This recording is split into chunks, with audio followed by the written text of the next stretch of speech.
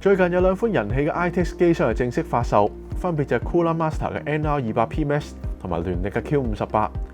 聯力嘅 Q58 我哋就有隻喺度，但 NR200P Max 廠方就話未有 sample 借到俾我，所以我就唯有自己借隻 NR200P 翻嚟做個比較。咁究竟呢兩款 ITX 機箱邊款會好啲？想知就記得睇埋落去啦。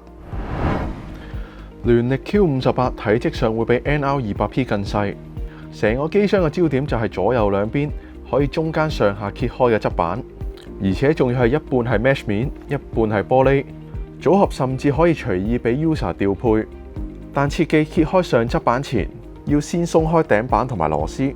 內籠方面 ，Q58 算係改良版嘅 A4 ITX 箱，主機板火牛同顯示卡會左右分隔。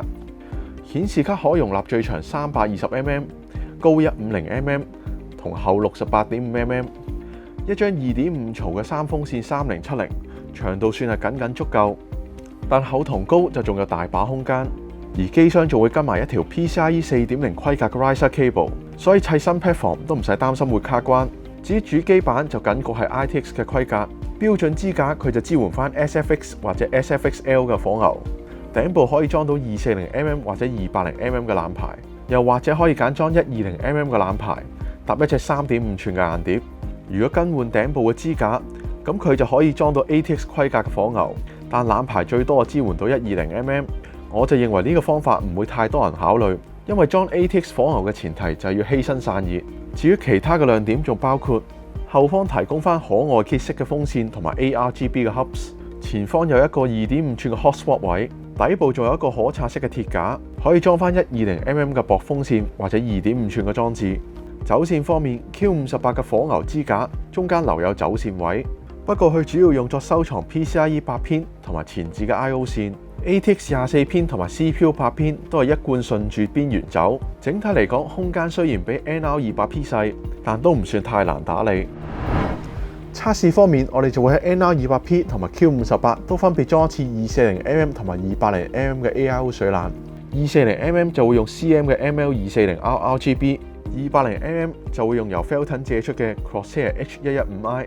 測試平台就會用 i7-11700、華擎嘅 Z590、Phantom Gaming ITX TB4 同埋 Garrix 嘅 GeForce RTX 3070。第一個回合就會試 AIDA 64 FPU Stress 加 Firmware， 平台嘅負載功耗就會接近500W。先睇 240mm AIO 水冷嘅成績 ，Q58 CPU 就會錄得97度 ，GPU 就會錄得68.7度。相比之下 ，NR200P CPU 就會低近10度，但 GPU 就會相反高近3度。如果換成280mm 嘅 AIO 水冷，咁 Q58 嘅 CPU 溫度就會比頭先更高，升到去近100度。GPU 溫度亦會上升2度至70.2度，而 NR200P CPU 就會低咗1度 ，GPU 就維持喺71度左右。成績嚟講 ，CPU 溫度 NR200P 係壓倒性贏 Q58， 而 Q58 嘅 GPU 溫度就會低過 NR200P 少少。至於點解同一套 AIO 水冷喺 Q58 嘅溫度會高咁多？咁我哋就要理解一下兩個機箱嘅散熱結構。Q58 對流係通過上方兩把 AIO 風扇將熱力帶出外部，冷風係從底部同 mesh 面側板進入內部。不過左右兩邊都會分別隔住顯示卡同埋火牛，所以 AIO 冷排獲得嘅鮮風量其實唔多。至於顯示卡，由於直接從 mesh 面吸取冷風，所以溫度就有更低嘅保證。至於換成280mm AIO， 點解效果會更差？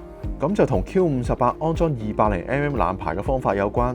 由於空間所限，280mm 冷排係唔可以直接安裝到支架，而係要先安裝風扇，再將冷排固定喺風扇之下。換言之，風扇入風就被冷排先隔一重，所以即使冷排面積更大 ，CPU 溫度表現仍然會更差。至於 NR200P 對流設計同樣都係頂部出風，上方兩把120mm 風扇淨係負責抽走熱風 ，AIO 冷排就會安裝到側邊。無論 240mm 或者 280mm， 風扇都係緊貼住 mesh 面嘅側板，冷排通過外部嘅冷風直接降溫，熱風又直接從頂部排走，所以 CPU 溫度表現就會特別好。不過呢個安裝方法，顯示卡就要面向底部，入風量就會唔及側面入風。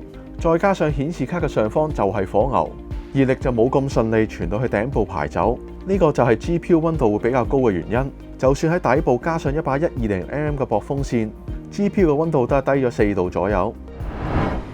不過數手指 NR200P 就用咗4+1把風扇去做對流，相比 Q58只係用咗2+1把嘅風扇就明顯較多，而且仲未計體積上面嘅差別。所以小編就嘗試將 NR200P 只用 AIO 冷排上面2把風扇嚟進行測試，結果 CPU 嘅溫度就升咗2至3度，但溫度仍然比 Q58低近8度，所以 Q58某程度上係唔太適合用發熱量太高嘅 CPU。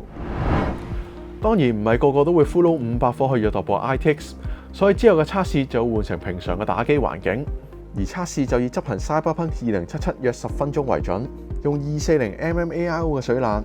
Q58 嘅 CPU 同 GPU 就分別錄得66度同埋65度，而 NR200P 就錄得56度同埋67度。如果換成280mm AIO 水冷，咁 Q58 錄得嘅整體溫度都會上升近3度，而 NR200P 就會輕微下降。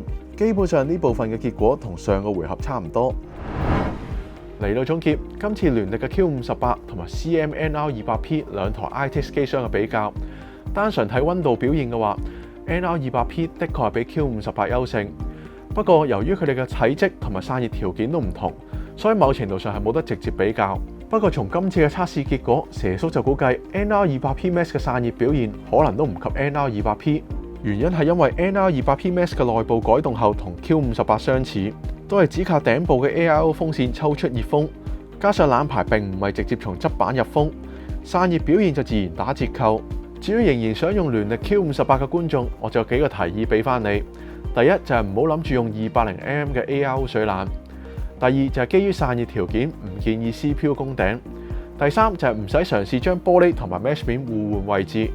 咁係因為無論上下調轉定係整面 mesh 面或者玻璃，都會令冷排或者顯示卡嘅入風條件下降。影片去到呢度就尾聲，如果大家覺得好睇嘅話，就記得俾翻個 like，同埋記得 subscribe 翻我哋嘅 channel，同埋撳翻有新片提示嘅鐘仔啦。